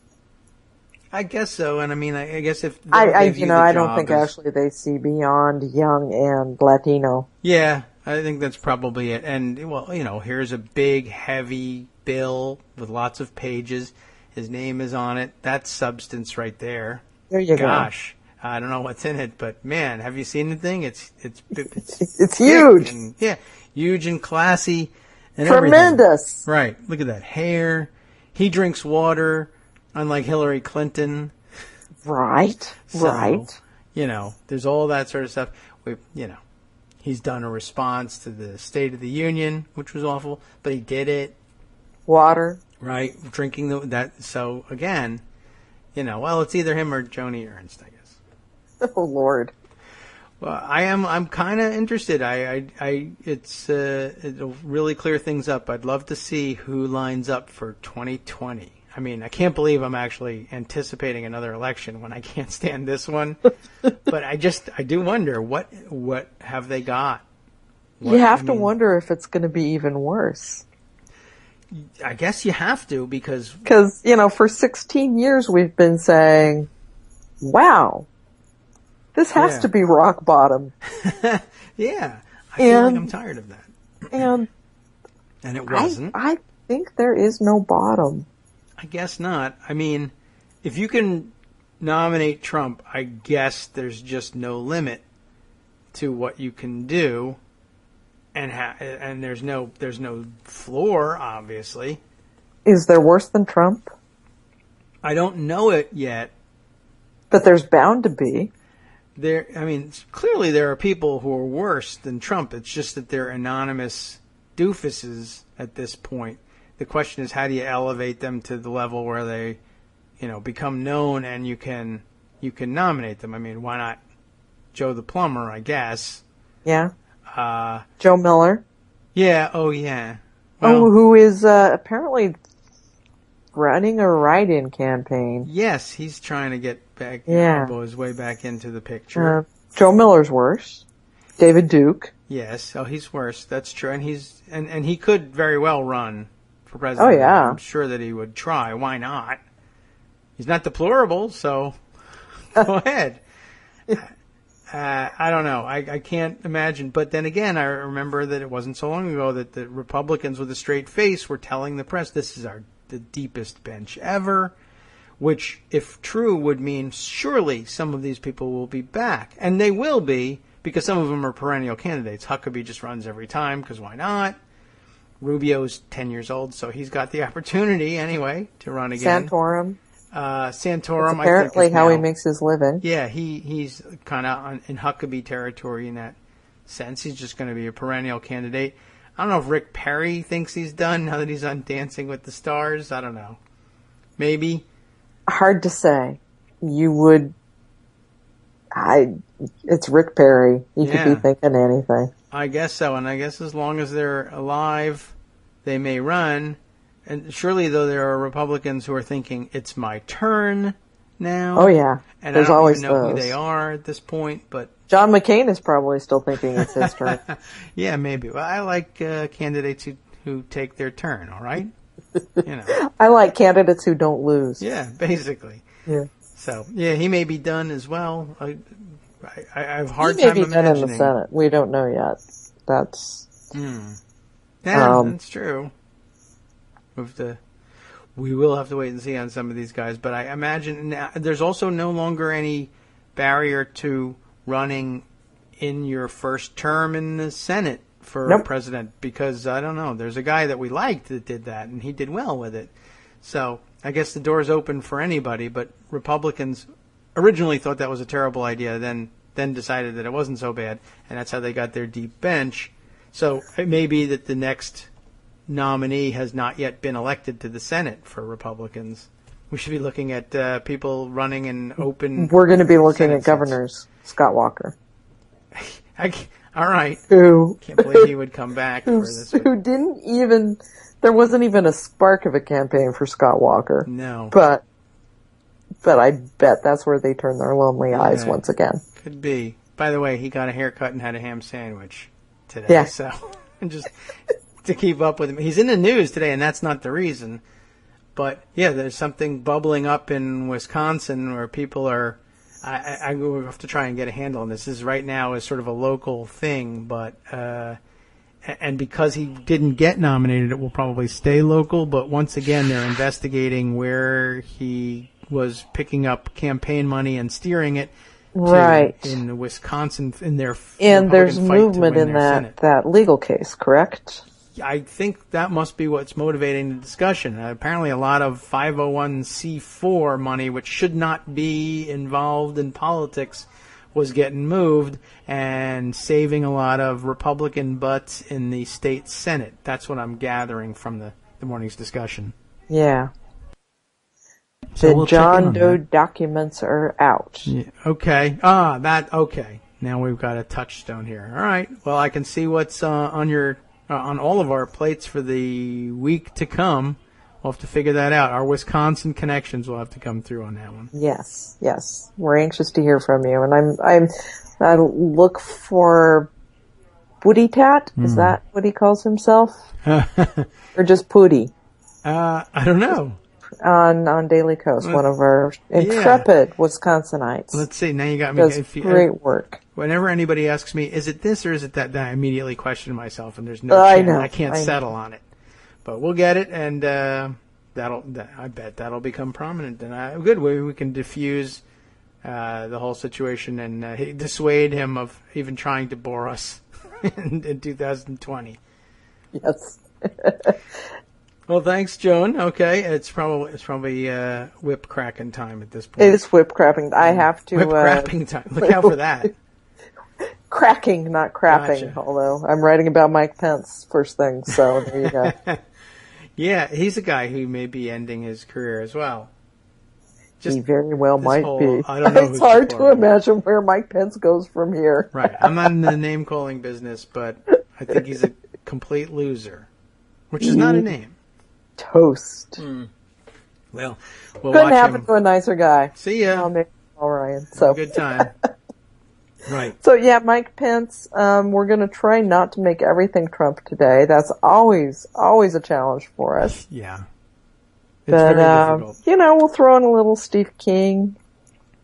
Right. Oh, is he? I haven't really heard much from him. It's funny. He's just not crazy enough to hear from as often. With Trump, he's the guy takes all the oxygen. Louis Gohmert, kind of boring. But He just can't compete. Yeah. Even Michelle Bachmann popped up because we have the Values Voters Forum. Yes. One of those groups met, and she showed up and talked about Trump. And Yeah, nobody cares really, but no, she's trying to become a surrogate because she's got to get back in the news for gotta do reasons. something. I guess I don't know what her plans are long term, but I hope I never find out. And I just looked it up. The user is indeed Pootie Tat. Pootie Tat. There's a tat. Yes. At the end. Okay. Thought I saw a Pootie Tat. Right. And I'm sure we'll be hearing from him on Wisconsin. I hope so. I hope so too. He hasn't written since August 13th. Oh, well, Hey, now is bud. the reason. Yeah, poke. We should have pokes in our new, the next Daily Coast.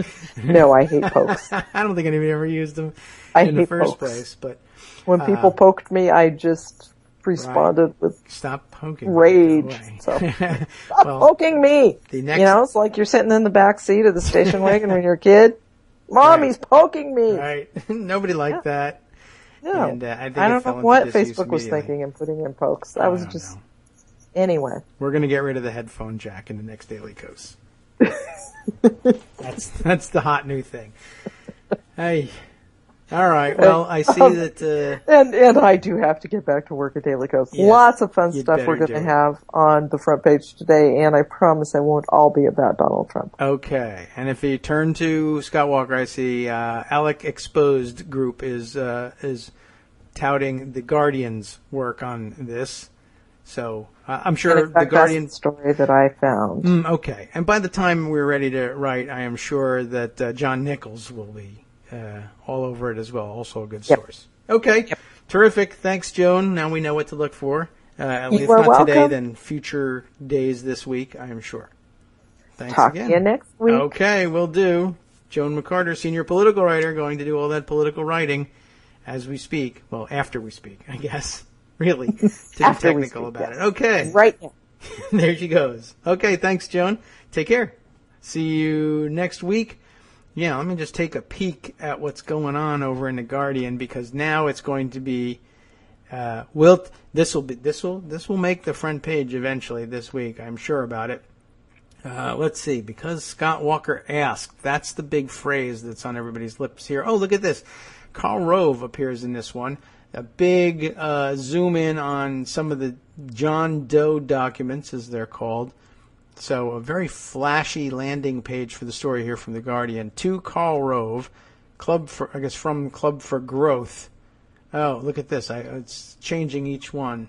So they're gonna make me scroll through all of these.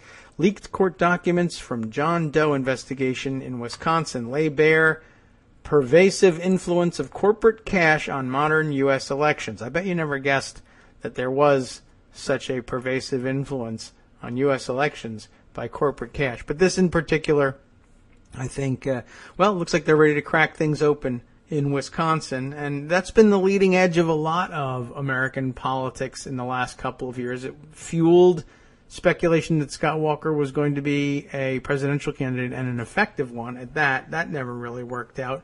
But, for the first couple of years of the Obama administration, they really were the bleeding edge of Republican reactionary Republican politics, and the dirtiest kind of them, too. So hopefully we'll see some comeuppance eventually, finally, for Scott Walker. I certainly hope so, but I have my doubts, I guess, just because it's been so difficult to nail that guy. I was going to say nail him down, but nail him, period. That's really all I'm interested in because, hey, I'm a partisan, I admit it. Okay, let's see. Moving on to a couple other subjects that we can still fit into the last half hour or so of the show. One, I was going to say a promised shout-out, although it wasn't promised. It was, but it's deserved anyway, and it was noted, and I think I should give it. And I said, now that you've mentioned that it ought to be done, there's no way I'm going to remember it unless I put it in pocket. So I did. David Gray. Ready? This is the shout-out we were talking about. David Gray, who tweets as David2503. Make of that what you will. Dun, dun, dun. David2503 is David Gray, a fan of the show, I guess, as well as of Daily Kos and progressive politics in general. Had this quip, which I thought was fun, and Twitter is just a funky place, the way something catches fire. So I guess on a whim, Gerald Bornstein actually put this together. David, the intrepid reporter, found this totally valid document, took a photo of it, and circulated it on Twitter. It's a handwritten note. I am Mr. Trump's accountant. Dear America, it begins. I am Mr. Trump's accountant. No need to see his tax returns. They are the greatest tax returns ever. Many people are saying this. Sincerely, Gerald Bornstein, who is suspiciously familiar as his doctor as well. P.S. Mr. Trump gives to charity a lot, and the Trump Organization does a lot of winning. And that's really all we need to know. I thought it was fun. He circulated it. I retweeted it. Everybody loved it. You should see how much winning this note is doing. 134 retweets, as a matter of fact, including, I think, Charles Pierce retweeted. There was a lot of it was a very popular tweet. And so good job on that one, David. I appreciated it, and so did a lot of people. I think, did I see Jim Manley also retweet this thing? How do I find that list again? There was this great, here we are, the 134 retweets. There's a couple of those cool blue check marks on this list, as I recall from scanning down the list yesterday, although I guess not all 134 are going to be displayed here. But I'm pretty sure that Charles Pierce was among them from Esquire, so you got some big fans out of that one. I hope it got a lot more followers for you. I have so much fun on Twitter if you retweet something and see people who don't know that person and aren't following them, and then say, hey, that's good, and they retweet it, and it starts to explode, and if somebody famous retweets it, by God, it goes bananas, and you get all kinds of new followers out of it, and that's just fun, and it keeps you engaged, and if it means keeping people who can make good jokes about politics that make the terrible, deplorable people look even more deplorable, so much the better, I say. All right. So I had a couple other things in here to share in Pocket, and we're going to have to pick and choose carefully, I guess, to see which one we'll go with. Let's see. There's, as I mentioned, there's Because Scott Walker Asked, although I'd love to see John Nichols digest this before I hit the story. The two Pepe explainers are out there. We've already, of course, had it explained for us, but just by way of recommendation, I will include the links for the piece from Hillary Clinton's website, Elizabeth Chan writing this one for HillaryClinton.com. So a good basic primer: Donald Trump, Pepe the Frog, and white supremacists, an explainer. So the HillaryClinton.com folks getting into explainer journalism, which you can't get enough of. And of course, as I mentioned, Adam Serwer's It's Not Easy Being Meme. Ha ha. Anytime you have a green frog involved, you had to go with that headline. So well done. And this is How Artist Matt Fury, I don't know how he pronounces Furie, feels about his creation, Pepe the Frog, becoming a favored symbol of white nationalists and Trump supporters. One explainer for how it happened, and one explainer for, I don't know, how the guy feels, if we're concerned about the feels of this guy. Adam is, and that's usually a pretty good barometer that you will be too, somehow. Believe it or not. Okay, let's see. The Washington Post, David Farenthold update. David Farenthold says 3 of the mysteries in the files of the Donald J. Trump Foundation have been solved. Here's what we know. I don't know whether, I skimmed it and I said I didn't know whether, but we'll take a look just by way of staying current with what Farenthold is up to. Earlier this week, the Washington Post wrote about 5 instances where the Donald J. Trump Foundation told the IRS that it had given a gift to a charity, but the charity said it never received the money. On Tuesday, 3 of those mysteries were solved. 2 of the charities said that on Tuesday, after getting inquiries from CNN, they rechecked their files and found donations they had not located before. Interesting. In a third case, CNN said it had determined that the Trump Foundation's tax records were incorrect. The foundation had sent a donation to a group in Florida, but told the IRS the money had gone to another group with the same name in Vermont. Here's what we know about the 5 gifts that the Post originally highlighted. First, $10,000 gift to the Giving Back Fund in 2008, back when Donald Trump actually donated to his own foundation, though only in drips and drabs. I think $30,000, which for him is nothing. The Giving Back Fund is a Los Angeles-based charity that serves as an umbrella group for smaller charities run by actors and celebrities. Earlier this month, the group's president and founder, Mark Pollock, said the group had found no evidence of this gift, but they, I guess, did some more searching after CNN asked. The Washington Post asks, we don't know anything. CNN asked, all right, we'll do some more work. They found, I don't know why they do that. Maybe just any second inquiry would make them say, okay, fine. The Giving Back Fund searched again. An accountant at the firm, who declined to be named for whatever reason, said on Tuesday researchers looked into an older, disused record-keeping system that discovered a $10,000 gift in 2008 from the Trump Foundation. That gift had gone to the foundation of Pittsburgh Steelers quarterback Ben Roethlisberger, which will only make you sexual assault monitors that much angrier about the whole thing, I'm sure. That's who operates the the Steelers, what's his name? Roethlisberger's charity operates under this Giving Back Fund's umbrella. So we don't need any more of your kind of giving back, Ben.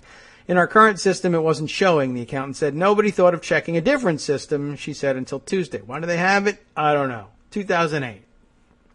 The Trump Foundation's accountants declined to comment about the gift and all others, citing company policy. Second was a $5,000 gift to the Children's Medical Center in Omaha, not the Children's Medical Center at the Jewish Hospital in Long Island, was it? Where the guy who is on the boards of both the Charles Evans Foundation and the Police Foundation in Palm Beach sits. But okay. Children's Hospital also didn't seem to have a record for this. Their spokeswoman suggested the Trump Foundation may have sent the money to another children's hospital in another city, maybe where his friend sits on the board. But the foundation's tax returns had the right address for the one in Omaha down to the suite number. That is, the Trump Foundation did.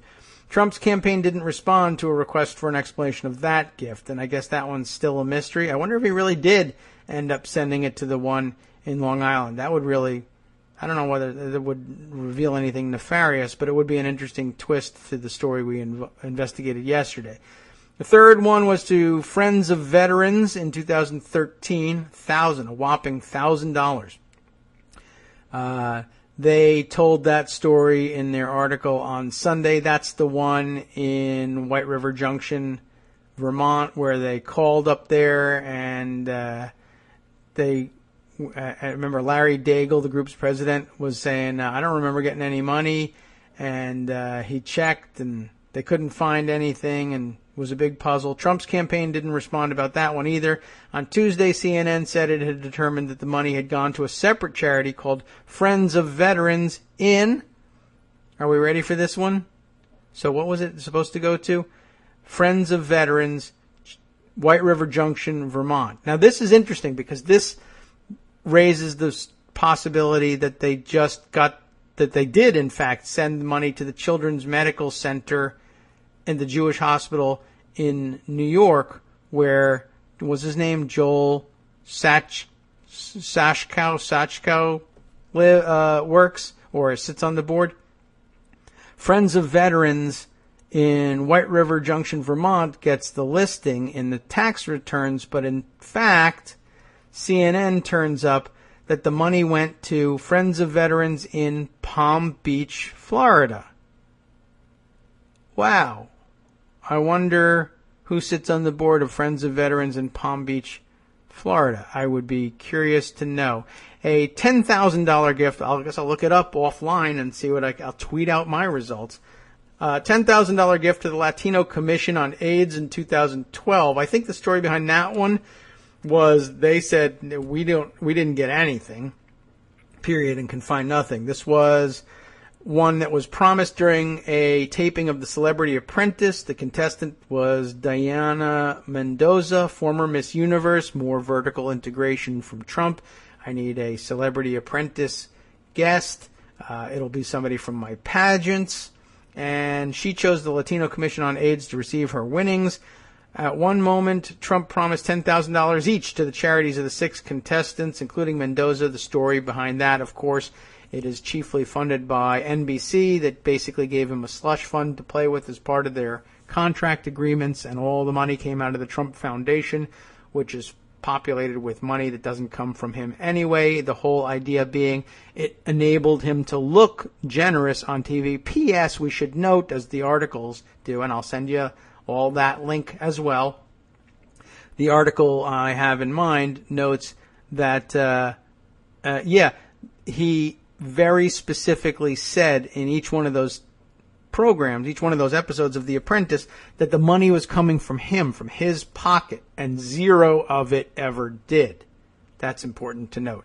Anyway, Mendoza said no donations of any kind from Donald Trump or the Donald J. Trump Foundation were received. On Tuesday, the group's president told Post it had rechecked its files and found the Trump Foundation's gift after all. This is a little bit troubling that this would happen more than once. We confirmed it today, said Guillermo Chacon, the group's president, in a phone interview. On Tuesday, Chacon said a junior staffer had simply missed the gift during that first search, which I guess will happen when volume is involved, which was made more difficult because the records were a few years old. On Tuesday, he said he asked the senior staffer to look at it again. She found it. And that leaves the $25,000 gift to Justice for All in 2013. Justice for All is a nonprofit group in Kansas that seeks to make abortion unthinkable. That's what they say. That's the quote. By training opponents of abortion to change minds about the issue. I doubt that's really what's going on, but okay. They did not, they said, receive a $25,000 donation from the Donald J. Trump Foundation in 2013. Staffer Tammy Cook told the Post earlier this year, this is the one incorrect listing in that Trump organization has explained. That is that the money went to Pam Bondi, not this group in, where are they? Kansas. So that's where we stand on all of that. That's actually pretty surprising that out of the 5 phantom donations, 2 of them were just, we didn't look very well. They have, I guess, an old record-keeping system that they've replaced, and some of these donations are several years back. We're 2008 for the Friends of Veterans, and 2012 for the Latino Commission on AIDS. That's not that long ago, 2012.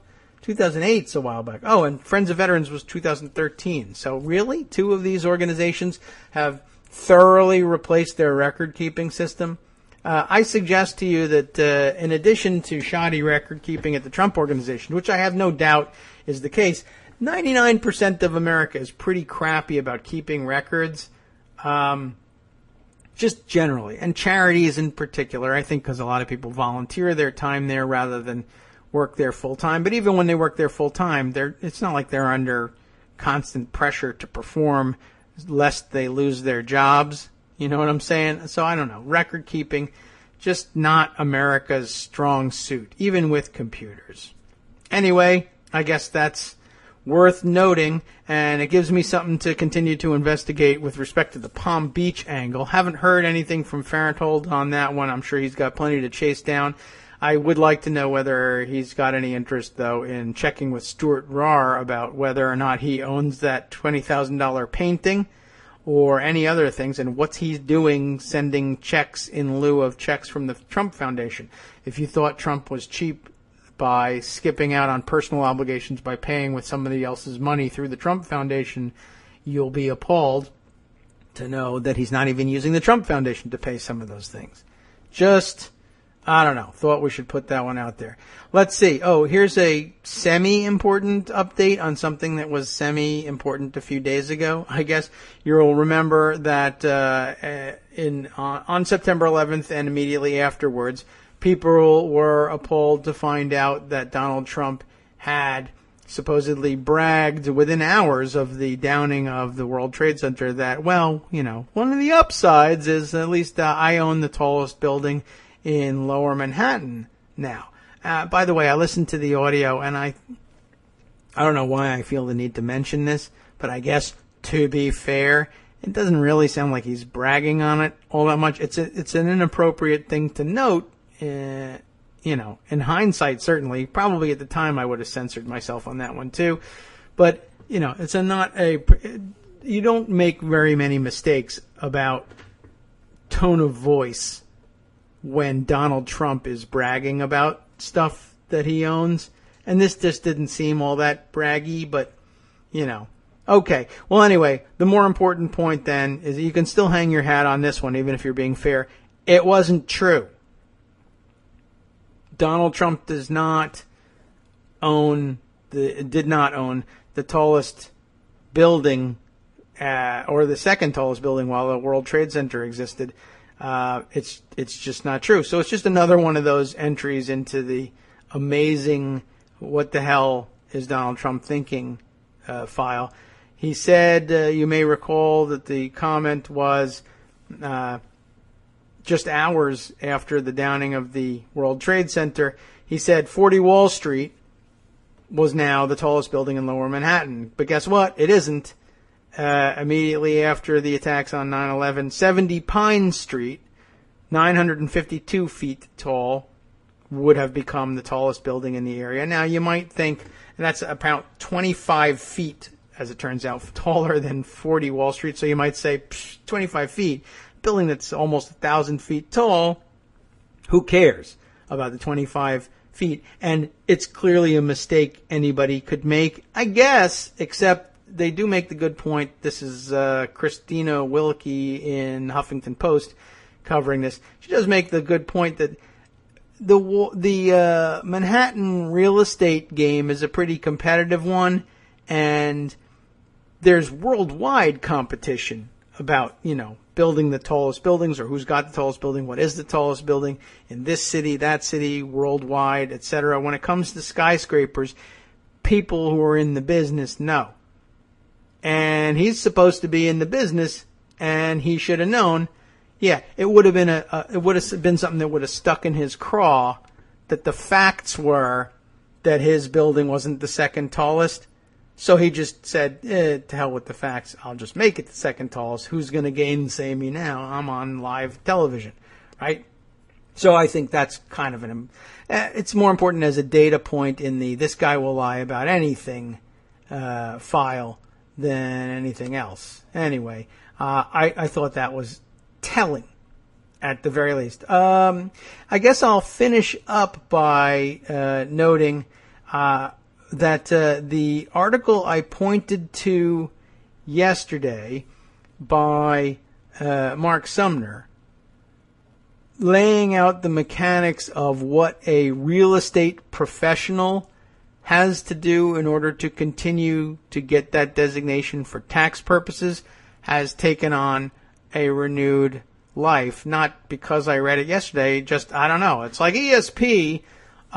Mark, as I mentioned, is discussing with Denise Oliver and with Armando this morning that very subject. And I just thought that was interesting. I just mentioned that article the other day, or in fact yesterday, so I commend it once again to your attention so that you can read about what is actually necessary to maintain your real estate professional designation. I mean, it really does say that 51% of your time, that's how you would define the majority of your time, has to be spent on your real estate activities, which is an extraordinarily difficult thing to pull off if you are running for president.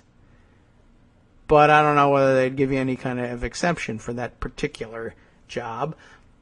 But it would be difficult for him. I mean, essentially, it means you have to declare yourself publicly to be dedicating only 49% of your time to running for president.